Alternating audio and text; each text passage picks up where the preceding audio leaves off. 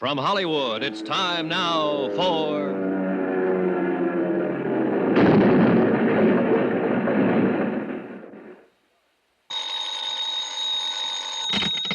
Johnny Dollar. Pete Codley, Johnny. Guaranteed transport. Oh, hiya, Pete. Seen the papers? No, I just got up. Why? What's happened? Air crash, for one thing. Air crash? Where? Mexico.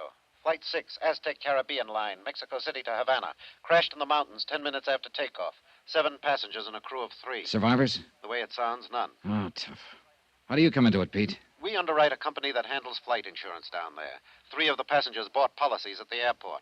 We're stuck for $75,000. This is a nice time of the year in Mexico, Johnny. What do you want me to do? Find out why it crashed? No, I know why it crashed. Somebody meant for it to. What do you mean? That plane blew up in midair. I'll get you a reservation.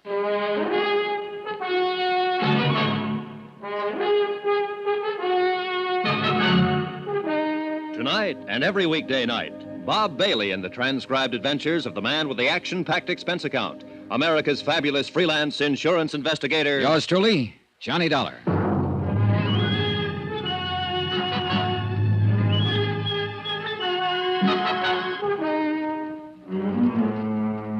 Expense account submitted by Special Investigator Johnny Dollar to the Home Office Guaranteed Transport Insurance Company, Hartford, Connecticut. The following is an accounting of expenditures during my investigation of the Flight 6 matter. Item 1, $173.20, airline fare and incidentals, Hartford, Connecticut to Mexico City.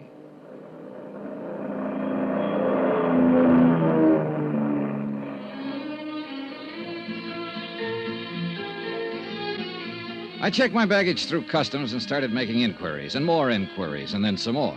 And after the 14th Quien Sabe, maybe is better you ask him, I found the office I was looking for. Or at least I thought I'd found it.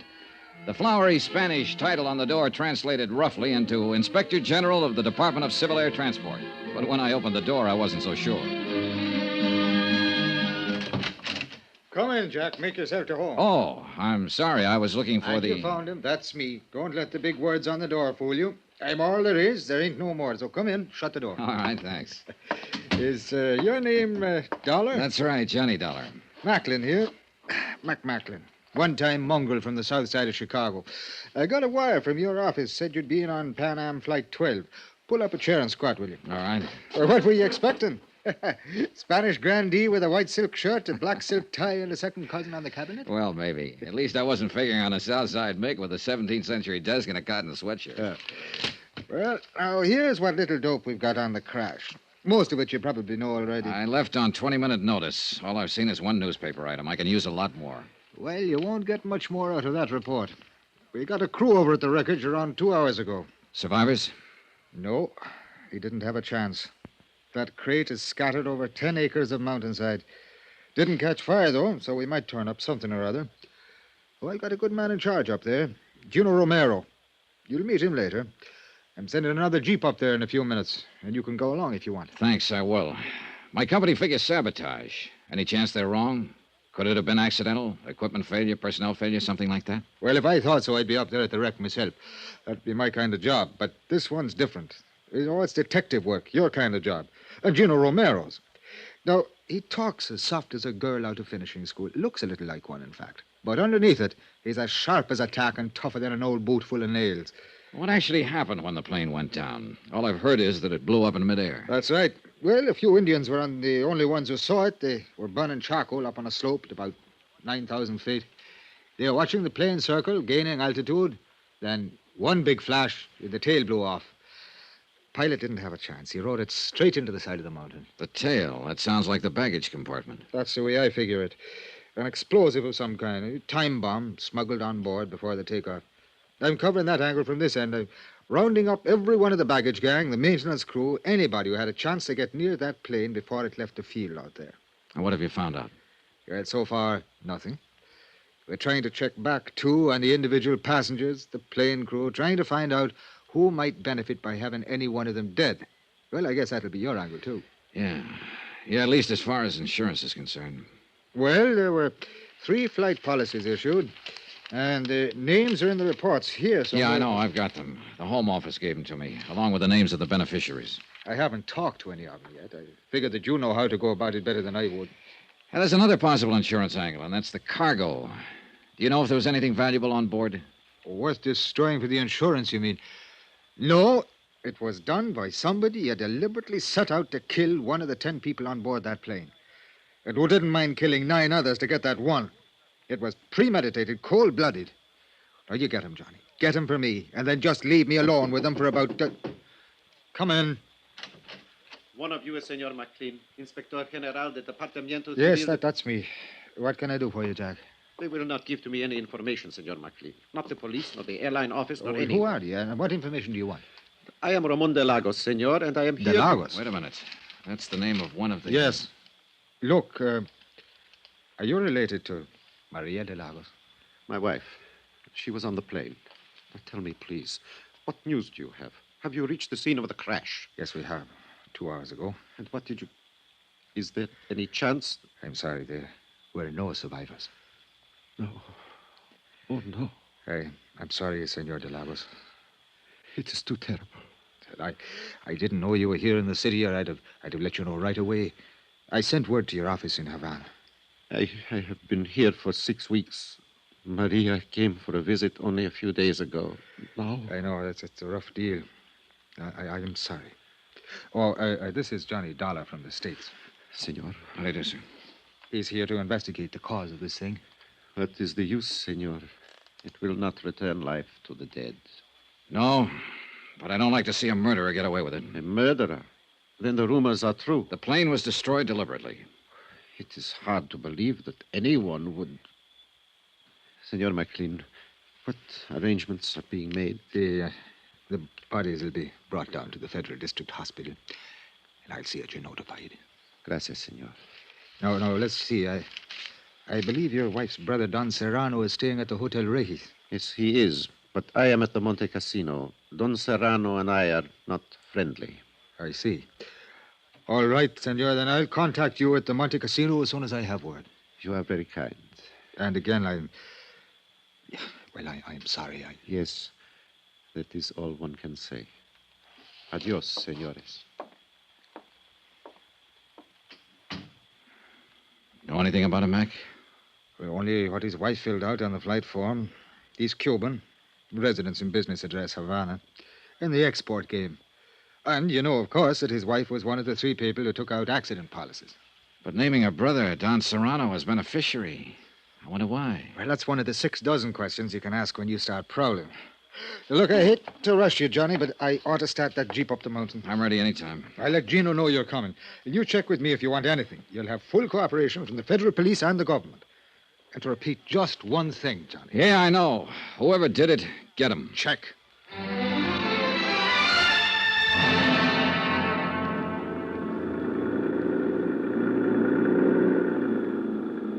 The Jeep driver was a young Mexican boy who'd been brought up in the best and wildest chauffeuring traditions of the capital. He knew only one way to drive, with both accelerator and horn wide open. Since most of the other drivers were playing the same game, it was a sheer miracle that we ever got through the narrow streets of the city and finally reached the open valley. Maybe the colored postcard pasted on the dashboard, a picture of the Virgin of Guadalupe, had something to do with it. We finally left the last cart road and bumped along a narrow woodcutter's trail, cleared and widened enough now so that we could drive into the crash area and miss the 1.5-mile walk the first rescue party had been forced to take. For some reason, only a small part of the wreckage had caught fire and burned, and the rest was strewn piecemeal along a great raw gash through the trees and brush. Men in uniforms of the Mexican Army searched through the tragic debris, lifting, sorting, and collecting. And nearby, a silent group of Indians were watching, with the age-old sadness in their eyes.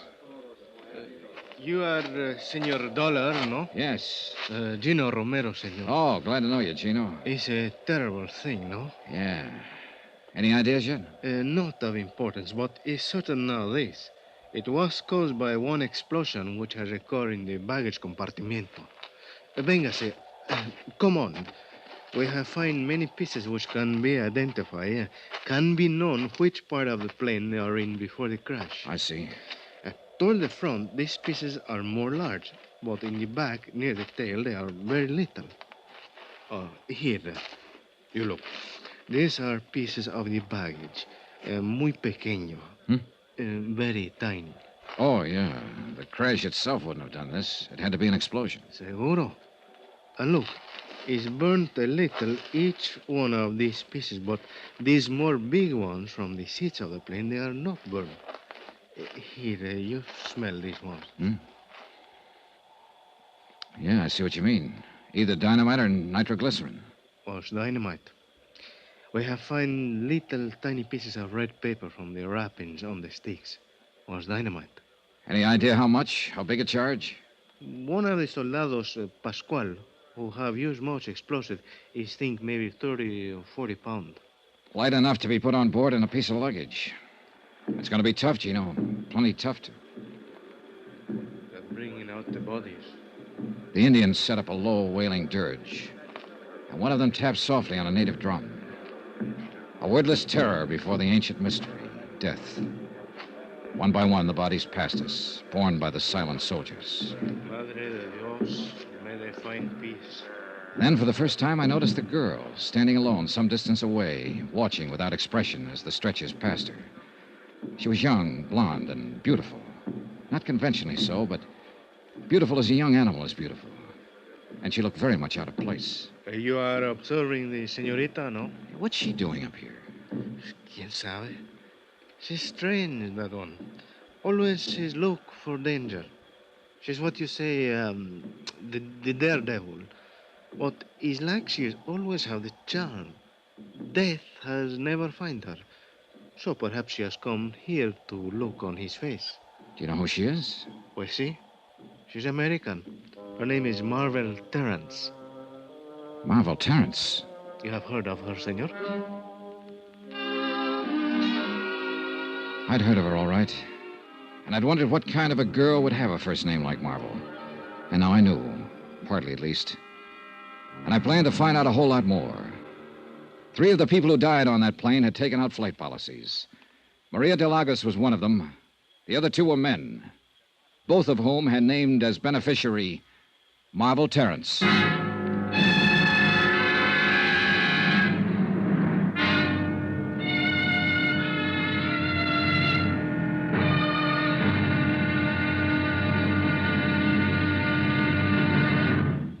Now, here's our star to tell you about tomorrow's intriguing episode of this week's story. Tomorrow, a fighting girl and a lucky break.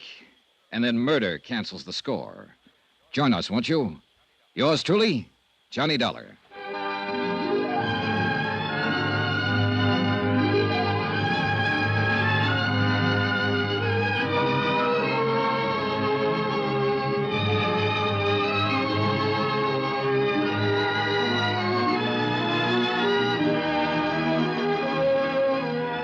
Yours truly, Johnny Dollar, starring Bob Bailey, is transcribed in Hollywood.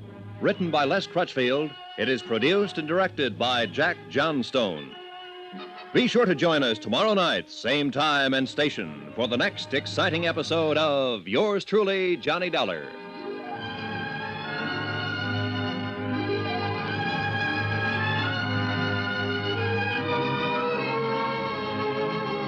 This is Roy Rowan speaking.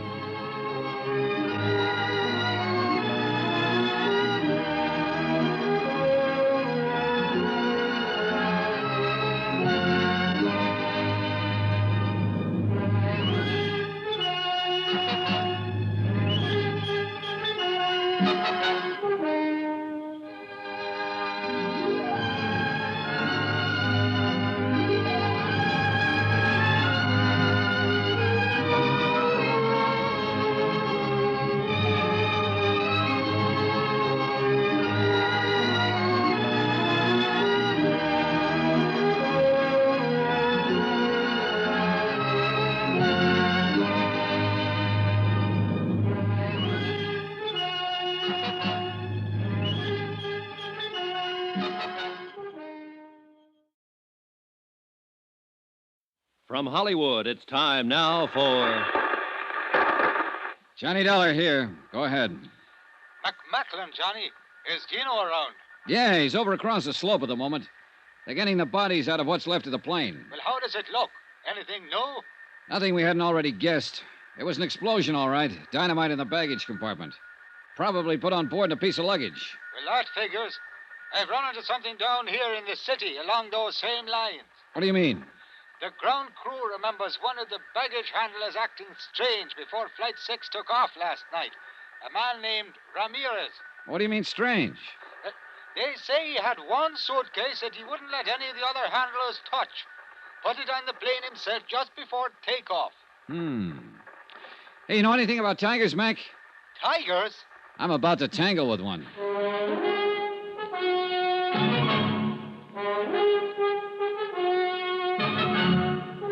Tonight and every weekday night, Bob Bailey in the transcribed adventures of the man with the action-packed expense account, America's fabulous freelance insurance investigator. Yours truly, Johnny Dollar.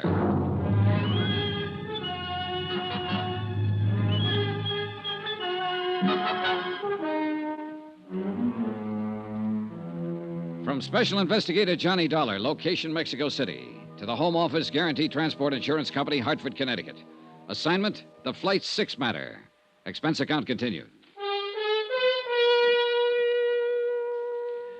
I was taking Gino Romero's word for it that the girl was a tiger. His word and my own instincts. At first glance, she seemed soft, shy, and lovely. Then you sensed a wildness about her, a kind of suppressed violence that brought you up short and made you stop and reappraise her. She leaned against a tree, watching the bodies of the plane crash victims being carried down the slope and placed in the Army Jeep, with no sign of emotion on her face. Cool, detached. She had no reason to be here, and I wondered why she was. The only way I knew of finding out was to ask her. Yes, what is it? You're Marvel Terrence, I believe. That's right, and I've not met you somewhere before. No, but you're about to. My name is Johnny Dollar. I'm an investigator for an insurance company up in the States. I'm sure it must be very interesting work. Sometimes, on some jobs. Other times, it's only dirty and disgusting. Like this time, for instance. Well, we all have our problems. Maybe I can help you with yours, Miss Terrence. Run along, will you? I'm not in the mood. Oh, you amaze me. I think that seeing 10 bodies picked up and hauled away ought to put anyone in a gay, carefree mood. Look, beat it. You came out here sightseeing, didn't you? 20 miles from town? So you must like this kind of thing. I had friends on that plane, Mr. Dollar. So did a lot of other people. But maybe not as good friends as you had. I don't know what you're talking about, and I don't care. E.H. Palmer and Jim Rourke? Were those your friends, Miss Terrence? Now, let's get this straight. I'm not interested in playing footsies or any other game you have in mind. You're wasting your time, Buster. Now get going. Oh, well, wait a minute. Maybe you've got the wrong idea. This isn't just a social chat. No, you want to help me with my problem. Just one problem. I'm wondering how you're going to spend that $50,000. What? Yeah, that's a fair-sized chunk of money to drop right out of the sky. What are you talking about? What $50,000? The money you'll get from the deaths of your two friends, Palmer and Rourke. What do you mean? Say, tell me, were you with them at the airport last night when Flight 6 took off? Yes, I was. Then you but I must don't- have known that they both took out flight policies and that both of them named you as beneficiary. No. No, I didn't know. I wasn't with them exactly. At least not up until takeoff. Then you claim this is all just a big surprise. Of course, I didn't know a thing about it. But it's just like them. It's what they do. Why did you come out here to the wreck, Miss Terrence? I don't know. Ed and Jim were my friends, and I don't know why I came, Mr. Dollar. She came because I brought her, mister. No, Bill. But I didn't bring her here to be pushed around by some morbid curiosity hound. No, please. This is Johnny Dollar, Bill. He's an insurance investigator. Bill Blakely, Mr. Dollar. Oh. Hello? He was asking me some questions. Why you? Because Ed and Jim both took out insurance policies in my name. What? Flight accident policies, $50,000 worth. Well, I'll Mr. be... Blakely, you said Miss Terrence is here because you brought her. I wonder if you'd tell me why you're here. I don't know that it's any of your business. Sometimes I make things my business. Then sometime you may get your teeth knocked out. They're in pretty solid, Blakely. Yeah? Well, maybe... Bill, stop it. Sorry, Marvel. Ed Palmer and Jim Rourke were Bill's business partners. What business, Mr. Blakely? Engineering. We're building some roads around Mexico City. How many partners? Just the three of you? Yes, just... That's right, Dollar. The business belongs to me now. What about it? Nothing about it. Congratulations. One more crack Bill, like I that... said stop it. Let's go, Marvel. I've got to get back to town. Wait for me at the truck. I'll be there in a few minutes. All right. Suit yourself. Dollar, just one thing. Don't push me. Blakely, 10 people died over there on that hillside last night. They were murdered. I intend to find out who did it. And if it takes pushing to find out, then I'll push. See you around. Yeah, you probably will. This thing hit Bill pretty hard, Mr. Dollar. You have to make allowances. How long have you known him? A couple of months. And Palmer and Rourke? The same. It's nothing serious, nothing romantic, if that's what you're thinking. It was all just for fun. Was that all it was on their side? Oh, men always claim to be serious. But that's only part of the game. What else do you do, Miss Terrence, beside play the game? That's all. I'm a wealthy orphan, Mr. Dollar, and my only career is drifting around the world playing the game. I'm ornamental, irresponsible, and rather useless. Maybe not entirely useless. Just being ornamental has some importance in this world. So you play too, huh? I meant it. I guess I was pretty obnoxious when you spoke to me a while ago. Well, I suppose I asked for it. I'm staying at the Hotel Monte Cassino. Are you? I'd like to see you again. I could teach you the game, Johnny. Well, that's a very attractive offer. Outside of business hours. But you think I'm mixed up in this? No, I'm not sure. Well, think about it, Johnny. You can call me at my hotel. The Monte Cassino. That's where Delagos is staying. Happen to know him? Ramon? Well, yes, of course. Why? Well, one of the passengers killed on that plane was his wife. Didn't you know? I saw the name Delagos, but I didn't even know he had a wife. Another just for fun? I think you've got some wrong ideas about me, Johnny. Come see me and I'll straighten them out for you. All right.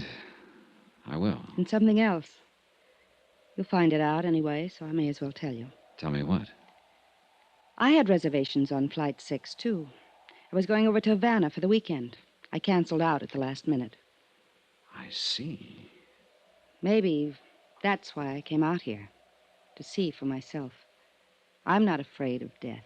I've tempted it too many times to be. But it does fascinate me.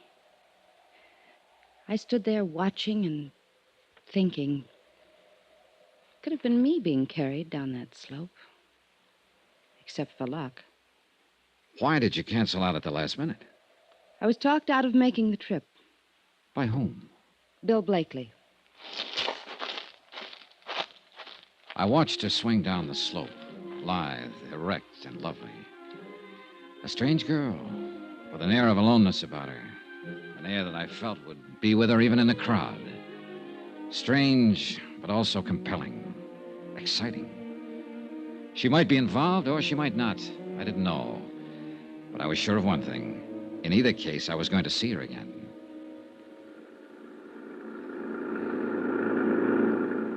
An hour later, Gino Romero and I were heading back toward the city in the government jeep, leaving behind us the wrecked plane, the crushed trees, and the lonely slope on the mountain. You have found a young lady of interest, senor? Yeah, I found her of interest. Always she's doing the crazy things. Daredevil, flirting with the eyes, looking for danger. Playing the game, she calls it. Si, senor. Playing the game. Que lástima.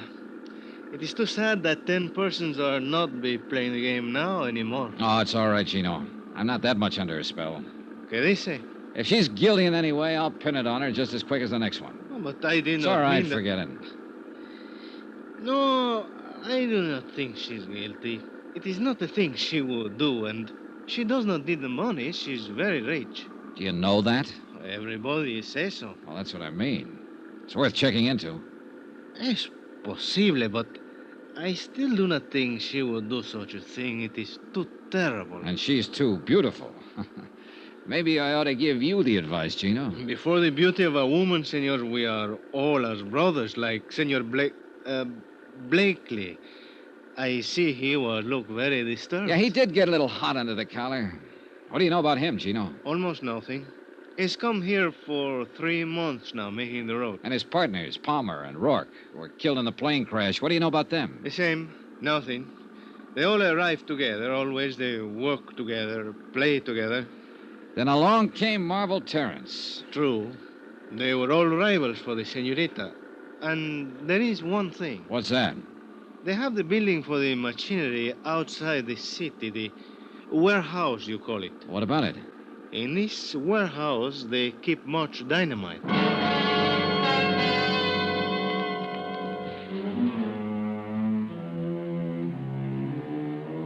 Gino dropped me at my hotel, the Del Prado, on Avenida Juarez. I changed clothes, cleaned up, sent some telegrams to the States. And about that time, Mac Macklin phoned up from downstairs and asked me to join him in the bar. Expense account item 3, $16.40. Drinks and dinner with the chief inspector of the Federal Department of Civil Air Transport. And then some more drinks. I've been here 7 years, Johnny. I like it. I feel at home here. I like the people and their way of life. But it'd still be good to see old Shy again. The snow piling up along the loop and the wind ripping in off the lake. The crazy little joints along Baker Street. When were you there last, Mac?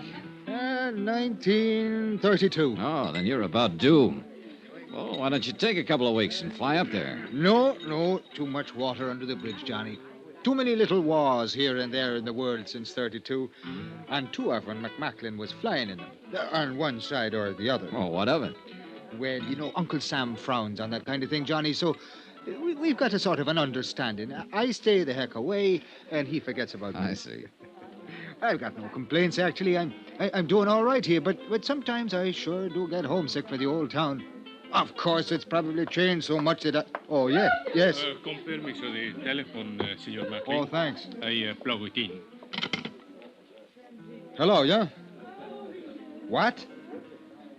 All right. Well, have you told the federal police? Yeah, I'll be here for a while. Adios. Well, we just lost our best angle, Johnny. What do you mean? That baggage handler, the one I figured slipped the dynamite on board the plane. The boys just now located him. His throat has been cut.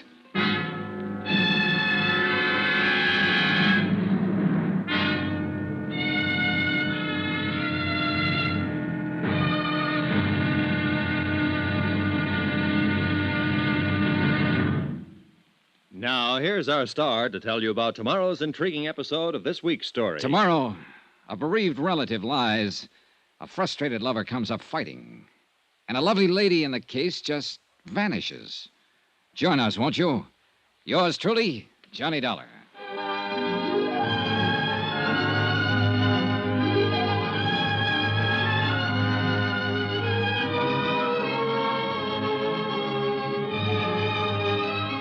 Yours truly, Johnny Dollar, starring Bob Bailey, is transcribed in Hollywood. Written by Les Crutchfield, it is produced and directed by Jack Johnstone. Be sure to join us tomorrow night, same time and station, for the next exciting episode of Yours truly, Johnny Dollar. Roy Rowan speaking.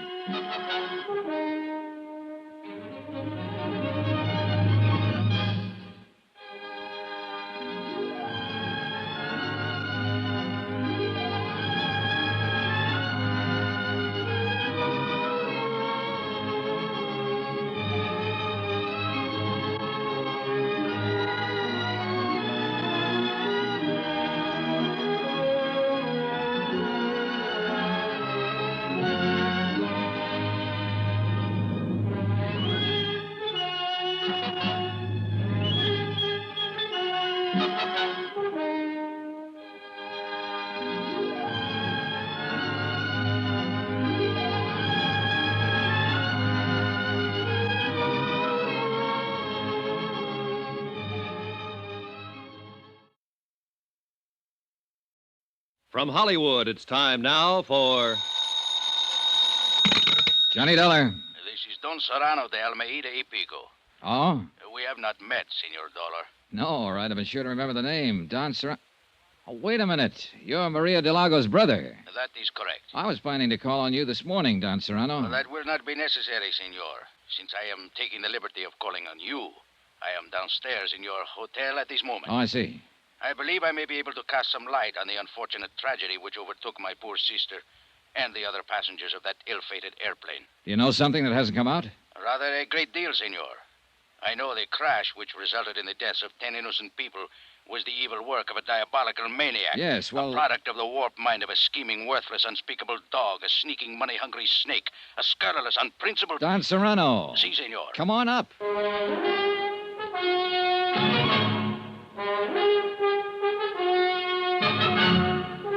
Tonight and every weekday night, Bob Bailey in the transcribed adventures of the man with the action-packed expense account, America's fabulous freelance insurance investigator. Yours truly, Johnny Dollar.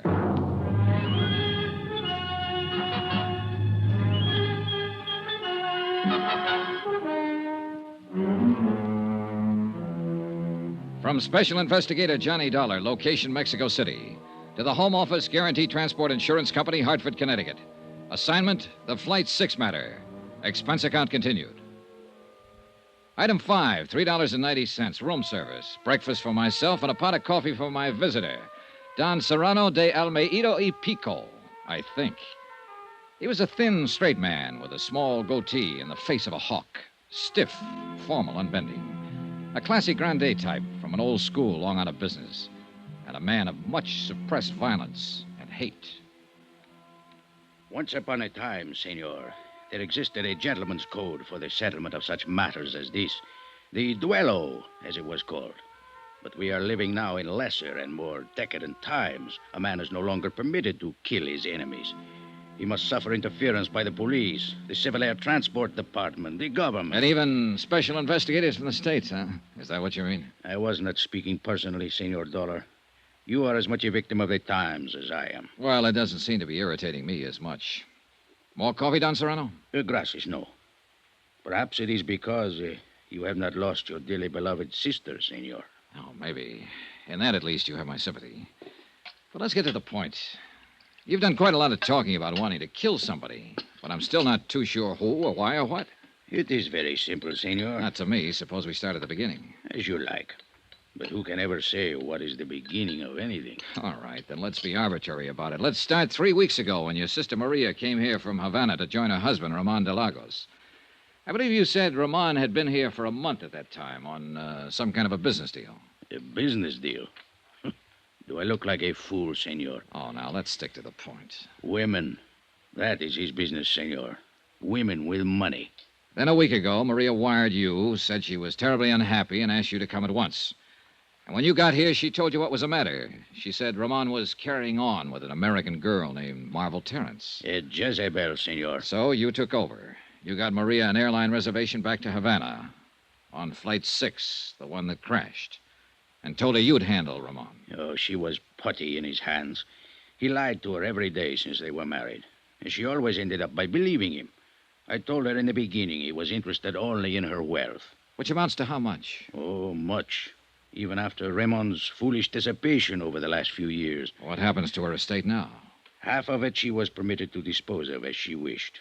She made a will some time ago in favor of Ramon. Against my advice, I may say.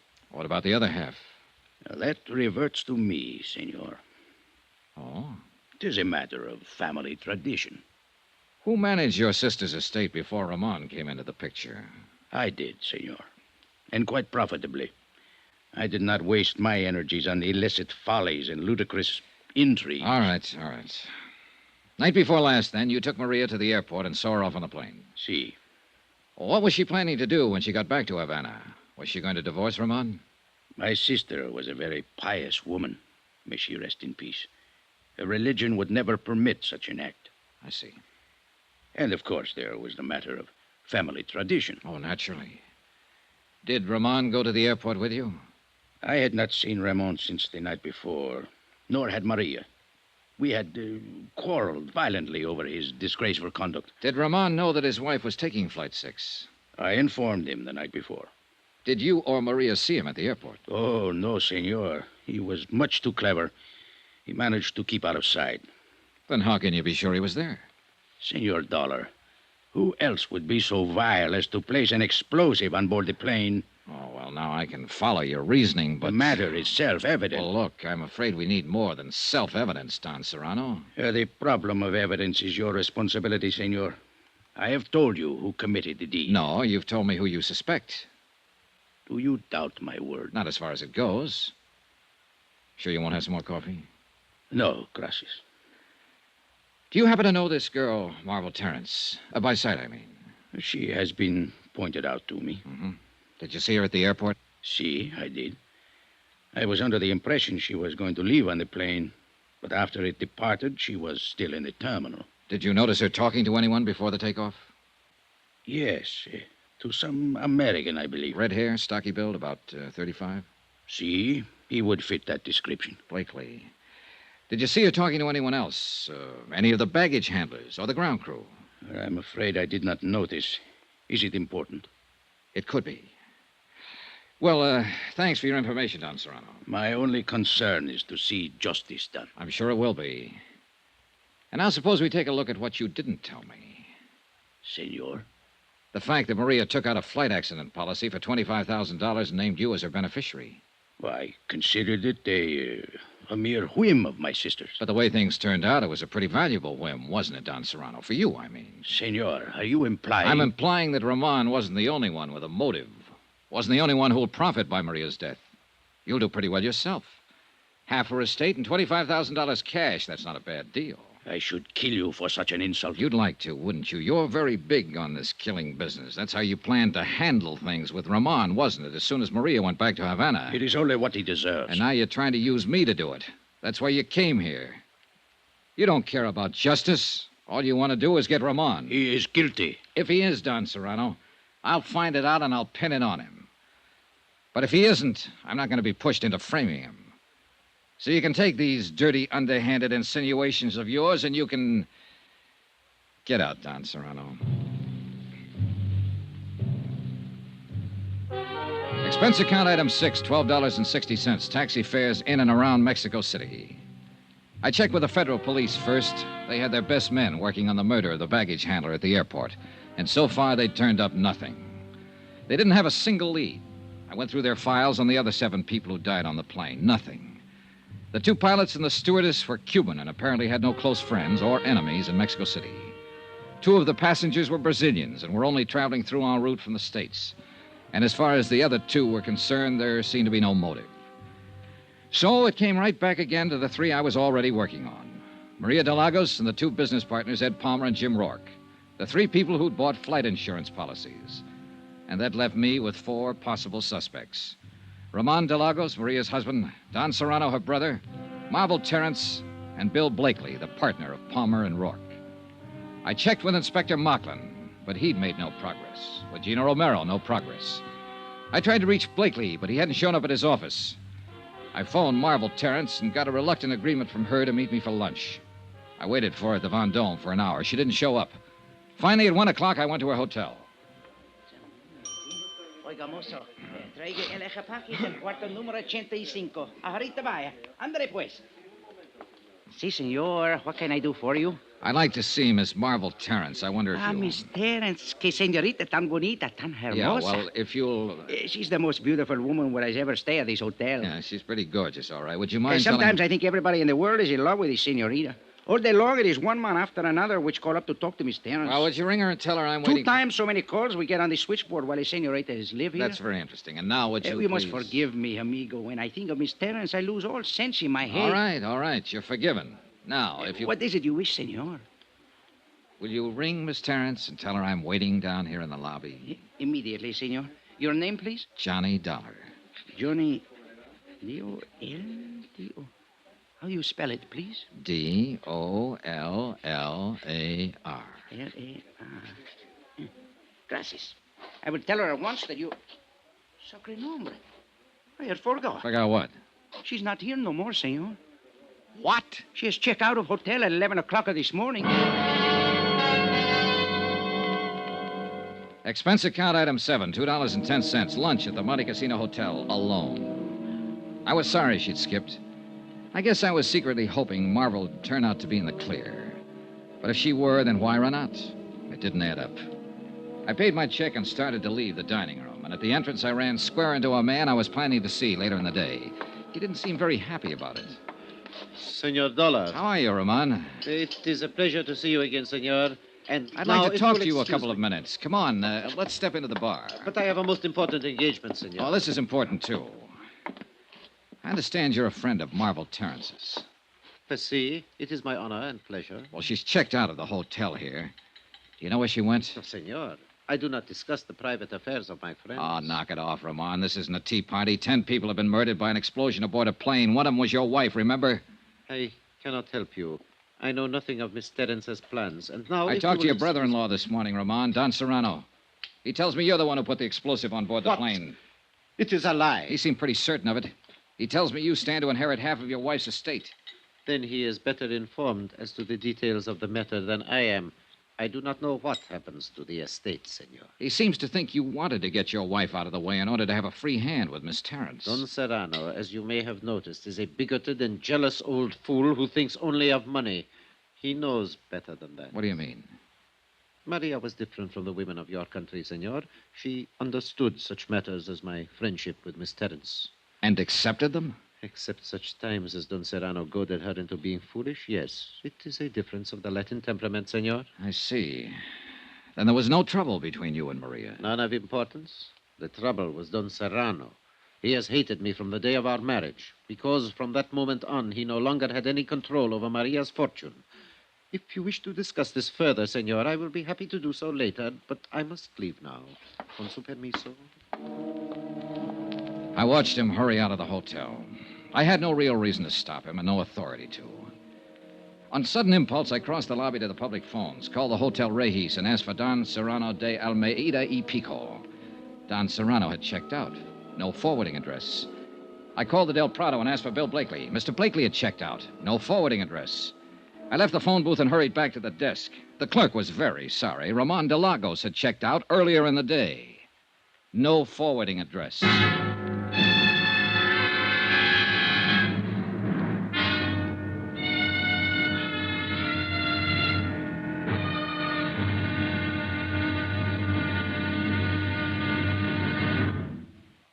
Now, here's our star to tell you about tomorrow's intriguing episode of this week's story. Tomorrow, a rendezvous in a tropic port. And a lot of things come together. Things like romance, desire, and death. Join us, won't you? Yours truly, Johnny Dollar.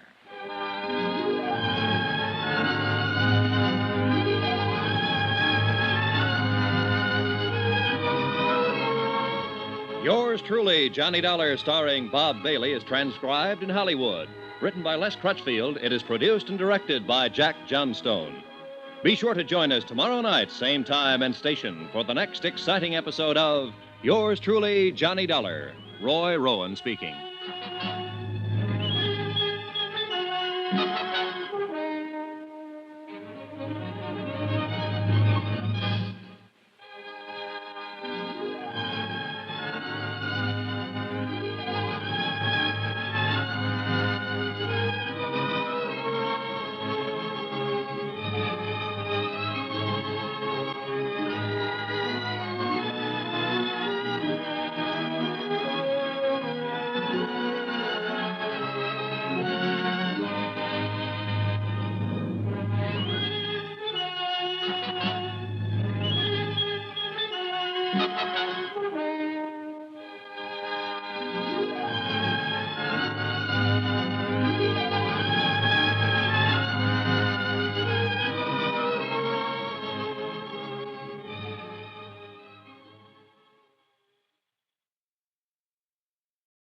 From Hollywood, it's time now for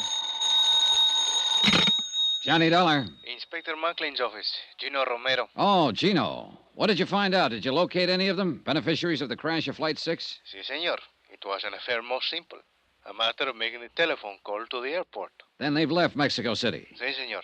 The senorita Marvel Terrence has taken the 10 o'clock plane this morning to Acapulco. Oh? Senor Blakely has taken the 11:30 plane to Acapulco. Senor Ramon de Lagos has taken the 2 o'clock... Plane to Acapulco. And what about Don Serrano? Oh, with him, it's different. At 2:45, he's depart from Mexico City in a special charter plane. Look, Gino, is there another flight to Acapulco this afternoon? But, of course, at 4:30. Already I have 2 reservations. Good. I'll meet you at the airport. What's the flight number? Gino. I'm scared to think of it.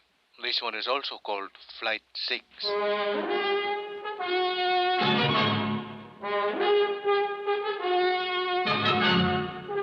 Tonight and every weekday night, Bob Bailey in the transcribed adventures of the man with the action-packed expense account, America's fabulous freelance insurance investigator. Yours truly, Johnny Dollar.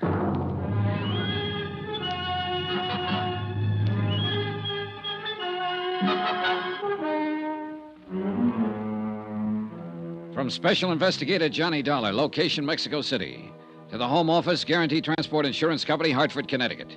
Assignment, the Flight 6 matter. Expense account continued. Item 9, $63.45. Incidentals in Mexico City and plane fare to Acapulco. One more of the sharp contrasts of Mexico. We left the stiff formality of the city behind us, the cool, thin air of the high plateau, and 50 minutes later, we stepped off the plane and into the steaming heat of the tropics. Barefoot tourists in shorts and barefoot natives in white cotton dungarees. Soft brown skins and flashing teeth. Mangoes, papayas, and the heady scent of tropical flowers. Blue sky, blue Pacific, and a burning sun. And a bay so bright and beautiful it breaks your heart. Acapulco.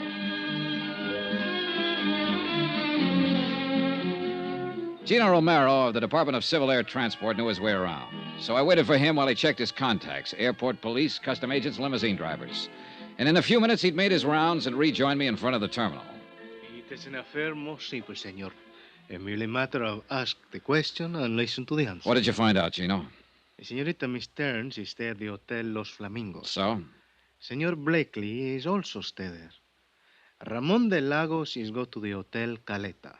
And Don Serrano is stay at the Club de Pesca. So you see? Yeah, I see.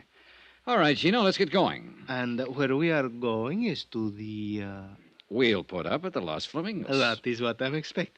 Oh, she's very beautiful, senor. True, but there are even better reasons for staying there. ¿Qué dice? Well, in some way, and I'm not yet sure how, I think this whole thing centers right around Marble Terrace. You think it's possible she's guilty of the crash of the Flight 6 to collect the insurance? Maybe. Or she might have been used. Or maybe... Oh, I don't know, Gino. But it's about time we found out.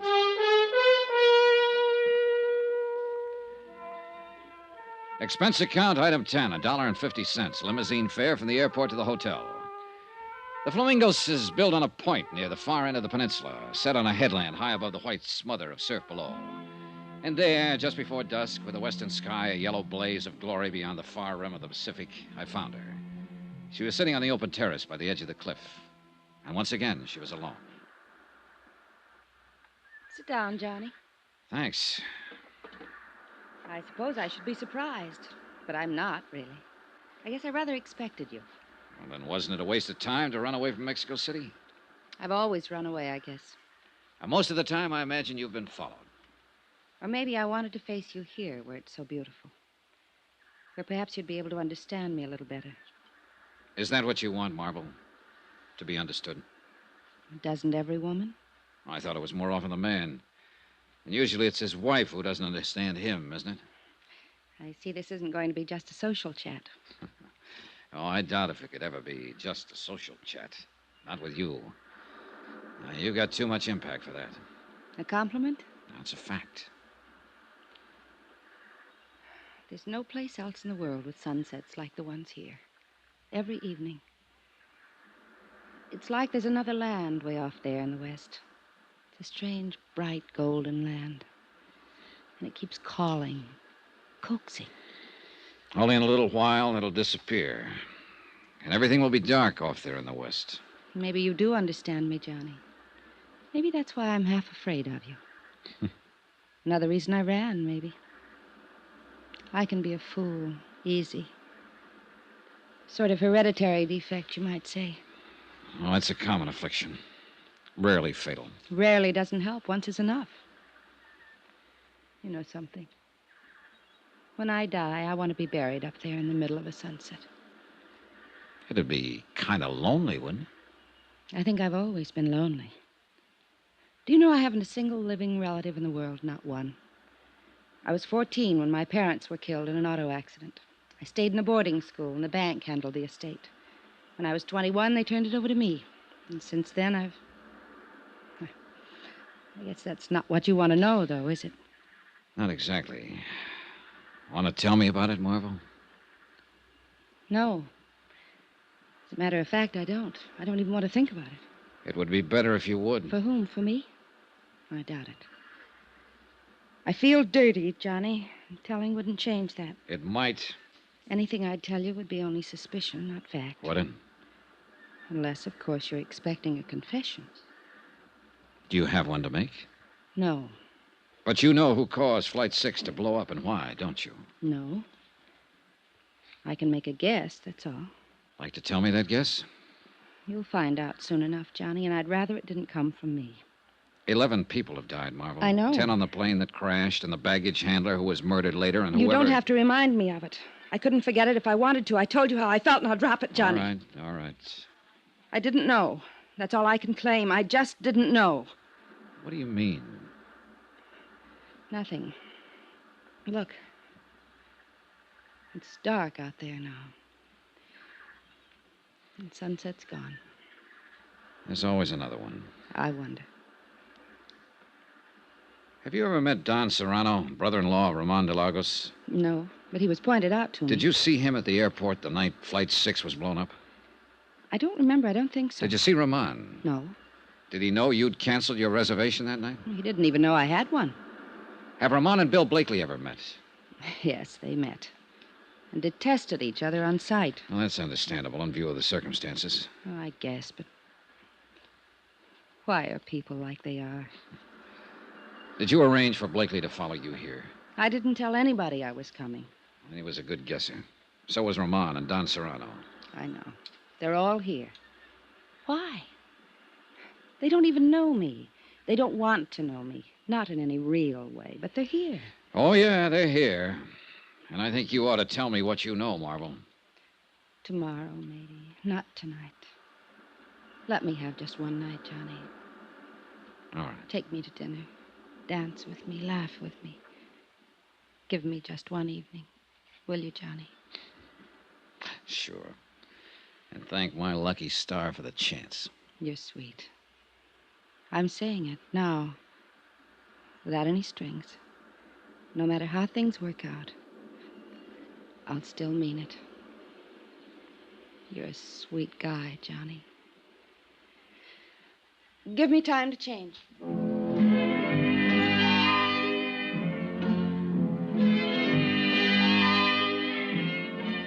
I went to my room and made 2 phone calls while I waited for her. The operator at the Club de Pesca informed me that Don Serrano was not in. The clerk at the Hotel Caleta said the same thing about Ramon de Lagos. I didn't leave my name with either of them. Bill Blakely was staying in room 23, a few doors on down the terrace, so I decided to go have a talk with him before I went out to dinner with Marvel Terrence. But as it happened, I didn't have to go to that much trouble. Yeah, who is it? Blakely, I'd like to talk to you. Come on in. Do you always cover your visitors with a gun? Only when I spot him listening outside my door. I don't know I what saw your shadow against the shutter there. You've been standing outside for the last 5 minutes, Blakely. You listened to me make a couple of phone calls. Did you learn anything you wanted to know? Dollar, suppose you were suspected of sabotaging an airliner and killing 10 people. Wouldn't you want to know what kind of a case was being built up against you? What makes you think you're under suspicion, Blakely? I know I am. Ed Palmer and Jim Rourke were my partners. When they died on that plane, I became sole owner of the firm. There's the motive. I've got a warehouse full of dynamite in Mexico City. There's the method. I can go even farther than that. What do you mean? You mentioned one motive. Why didn't you mention the other one? What other one? Marvel Terrence. That crash not only eliminated a pair of business partners, it wiped out a couple of rivals. Just one thing wrong with that, Dollar. Marvel had a reservation on that plane herself. She only decided at the last minute not to go. I wouldn't have been gaining much if I'd killed her along with my rivals, as you call them. Uh-huh. Maybe that's why you cornered her at the airport and argued her out of going. Yes, I did talk her out of the trip. But not because I'd planted an explosive on board. How do you feel about her, Blakely? I'd give my left arm. It wouldn't do any good. I'm just not the guy. I never have been and never will be. Maybe you are. She says she's having dinner with you tonight. That's right. She is. How do you feel about her, Dollar? I don't know. Expense account item 11, $26.40. Taxis, dinner, drinks, and dancing for 2. The Copacabana with its blue lights and the surf right at your feet and a million stars low enough to touch. The warm water of the bay lapping softly at the pilings. The Las Americas, the Casablanca. Music, champagne, and the tropic night. And then finally, much later. Good night, Johnny, and thank you. Tonight, for the first time I can remember, I wasn't alone. And then, only an hour afterward, I was wakened out of a sound sleep. Senor Dollar. Right with you, Gino. What was it? It's a senorita, I think. She's a number 8. Come on. But she wasn't a number 8. Her door was standing open and the room was empty. We searched the terrace out toward the edge of the cliff where I talked with her at sunset. We saw the broken section of railing and found one of her slippers and a pack of her cigarettes lying nearby. In pitch darkness, we slid and scrambled down the steep path to the beach. And there by the edge of the surf, we found her. The warm foam reached out for her, as though to carry her away, to that last sunset she'd loved so much. She looked very beautiful, but very much alone. As alone and as lonely as death.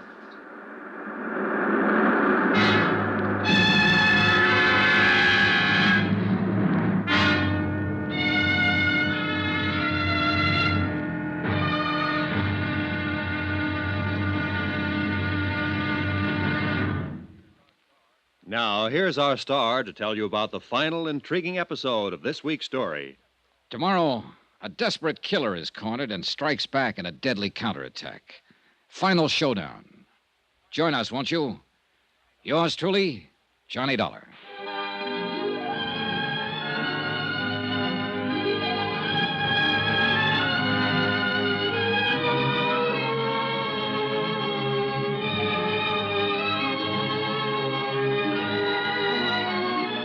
Yours truly, Johnny Dollar, starring Bob Bailey, is transcribed in Hollywood. Written by Les Crutchfield, it is produced and directed by Jack Johnstone. Be sure to join us tomorrow night, same time and station, for the next exciting episode of Yours truly, Johnny Dollar. Roy Rowan speaking.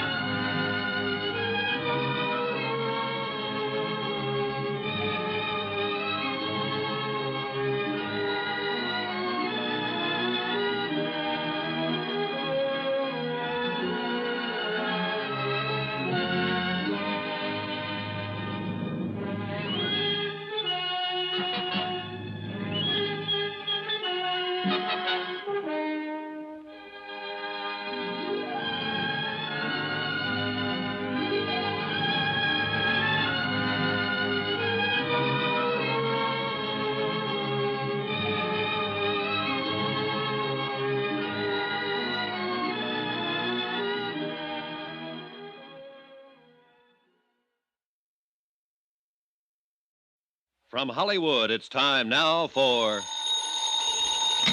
Johnny Dollar. Here is your call to Mexico City, senor. Oh, thanks. Hello? Macklin, Department of Civil Air Transport. Hi, Mac. Dollar, what have you learned in Acapulco? Not very much, I'm afraid.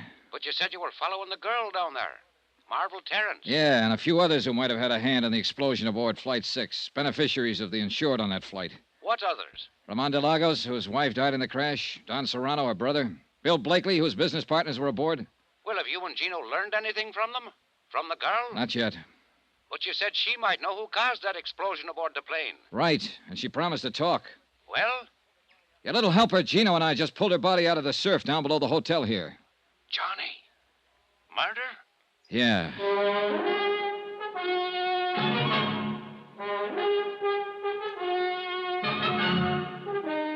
Tonight and every weekday night, Bob Bailey in the transcribed adventures of the man with the action-packed expense account, America's fabulous freelance insurance investigator. Yours truly, Johnny Dollar.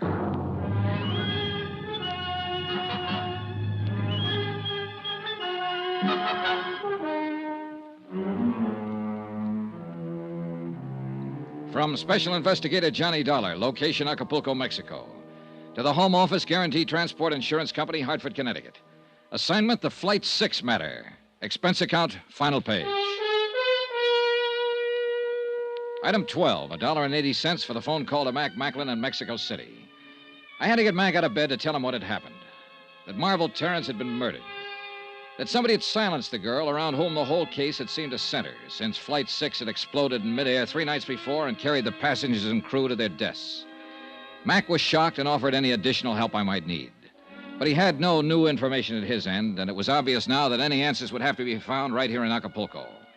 As I hung up the phone, Gino Romero came rushing in from the hotel terrace. Senor Dollar. What is it, Gino? A prowler is out on the hotel grounds. The police cars go to block off the road at the bottom of the slope. Good, come on. The stairs are over this way, senor. Right with you. A little light wouldn't hurt anything down here. It's no time. This way, into the brush, is a footpath. All right, lead the way. Over there is only 100 feet to the cliff. The other side is the road for the hotel. Here is the only place anybody can go. It's down this slope. Yeah, but there are plenty of places to hide. Si, senor, but it's a matter... Oh, wait. Huh? Listen. We could hear someone moving through the jungle growth a few yards away, moving swiftly but cautiously. Then a sudden silence. Whoever it was had also stopped and was listening for Gino and me. We waited for the fugitive to move again, straining our ears, trying to tag the location. Seconds passed. Then a slight rustle ahead of us. Gino nudged me, and we slipped quietly toward the sound.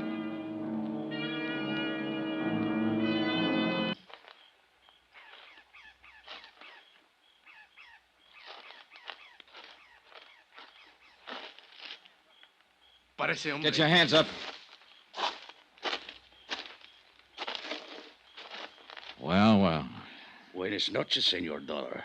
You seem to be quite a night owl, Don Serrano. Not ordinarily, Senor. The circumstances which place me in this rather awkward position are not usual ones, I assure you. You were up there prowling around the hotel. Why? I was looking for my unmentionable brother-in-law. Ramon de Lagos? Why? What made you think he'd be here? I went to his hotel. He was not in his room. I knew he had not been able to see Miss Terrence since she had spent the evening with you. So I assumed he might be waiting for her here, at her hotel. And my assumption has, of course, been proven correct. Did you see him? No, but I heard the police discussing the murder of Miss Terrence. It was obviously Ramon's handiwork. Still after him, huh? My feeling about Ramon is not a secret, Senor. Nor his about you. So why did you go to his hotel? To kill him. Why else? Time was running out, so we took Don Serrano back to the hotel to the police. One very important person hadn't put in an appearance. Gino went down to Bill Blakely's room, knocked on the door, then opened it with a passkey and went in. Blakely wasn't there. We searched the room. The bed has been sleeping, senor. Yeah, I notice. But for how long, that's the question. It's possible he was wake up when the senorita screams before she is killed. He might have been. He must have dressed. His pajamas are there on the floor. I wonder. Quién sabe if it was a quarrel of lovers, the jealousy. He did not like it when the senorita was go with you tonight. I don't think it's that simple, Gino. Let's get this bag open, have a look inside. Maybe we can... It's not even locked. He seems to have been traveling light. There on the top, senor. Yeah, I see. What is it? Box of .38 caliber cartridges spilled open. And that piece of oilcloth. He had a gun packed in here. No, it's gone. He got up, loaded a gun, and left. Took the gun with him. If it was before the scream, that's one thing. But if it was afterward, then... What are you thinking, senor? I think we'd better take the police with us, get over to the Hotel Caleta, and check up on our third suspect. Ramon? But Don Serrano said he is not there. Don Serrano could say anything. I think we'd better get over there, Gino, and do it fast.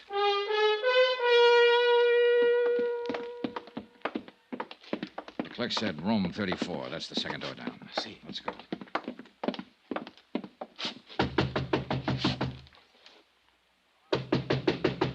Ramon. Ramon. Who is it? Johnny Dollar, open up. Watch yourself, Gino. See. Come on in, Dollar. You're Blakely. Yeah. Better hand over the gun, Blakely. You won't get a chance to use it now. The police are out in the lobby.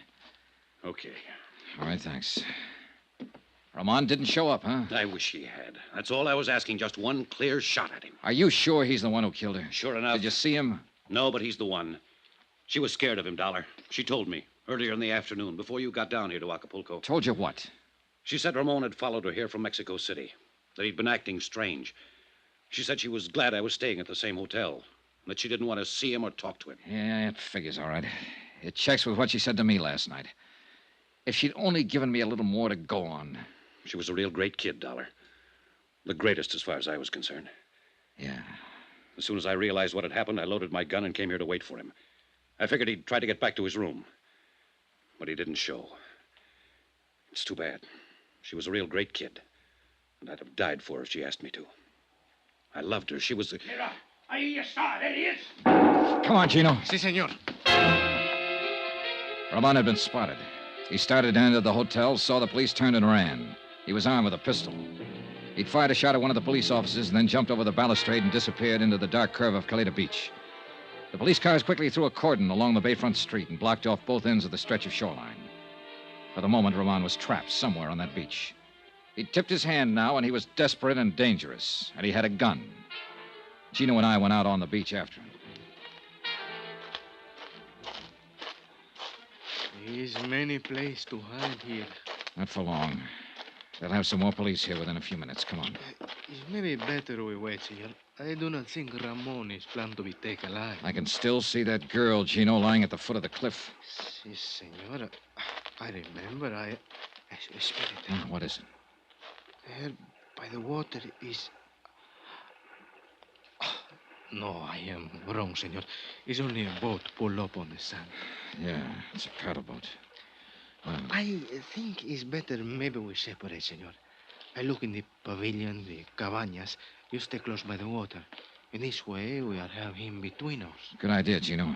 But you've got the rough end of it. Take care of yourself. Si, senor. Well,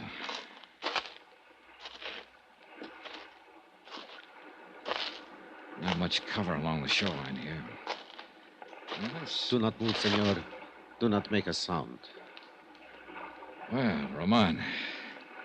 So you were hiding behind that boat. I have nothing to lose now, senor. If you make one move or try to call out, I will kill you. Yeah, I think you would. All right, then, what comes next? This boat, you will push it into the water, but be very careful. If you make any noise, even by accident, I will kill you. Quickly now. Hurry. Relax, Roman. You don't have a chance anyway. We will see. Careful now. Be quiet. Good. Now get in, quickly. Sure.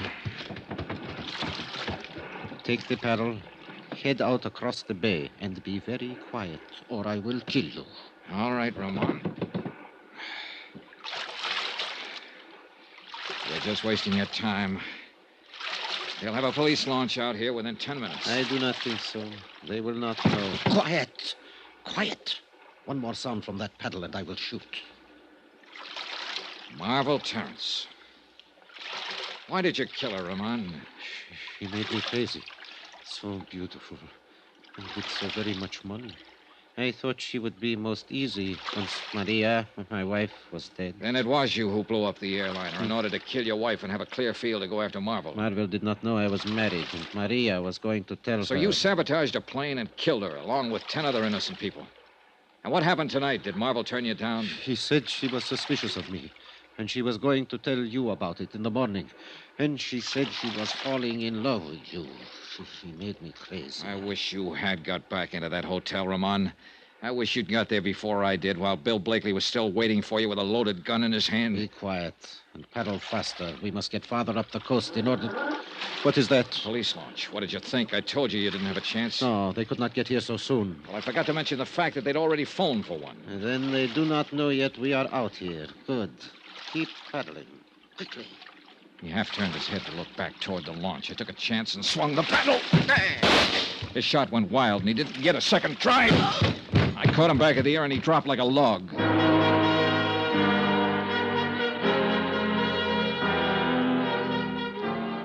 The police located our boat a few minutes later and hauled him over the gunwale and into the launch. And that should have been the end of it. But none of us realized Ramon's insane desperation. He'd only been pretending unconsciousness. On board the launch, he snatched a gun from one of the officers and tried to take over the boat. He didn't have a chance. He took a full volley of shots from 3 police pistols square in the chest.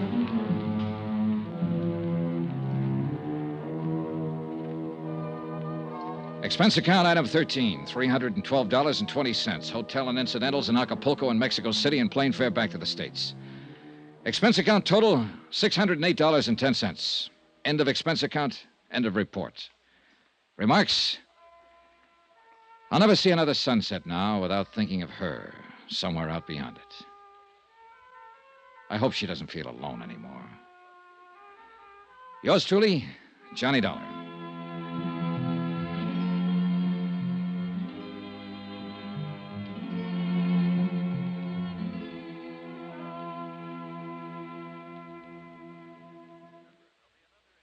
Remember, there'll be another intriguing story for you beginning next Monday night. Next week, a dead girl comes to life in a case that's packed with lies. Yet every one of them comes true. Join us, won't you? Yours truly, Johnny Dollar.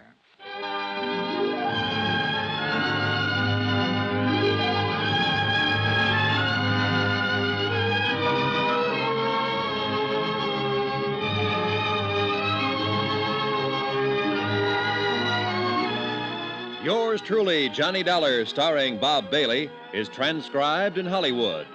Written by Les Crutchfield, it is produced and directed by Jack Johnstone. Heard in this week's cast were Virginia Gregg, Ben Wright, Edgar Barrier, Don Diamond, Russ Thorson, and Jack Moyles. Musical supervision by Amerigo Marino. Be sure to join us on Monday night, same time and station, for another exciting story of yours truly, Johnny Dollar. This is Roy Rowan speaking.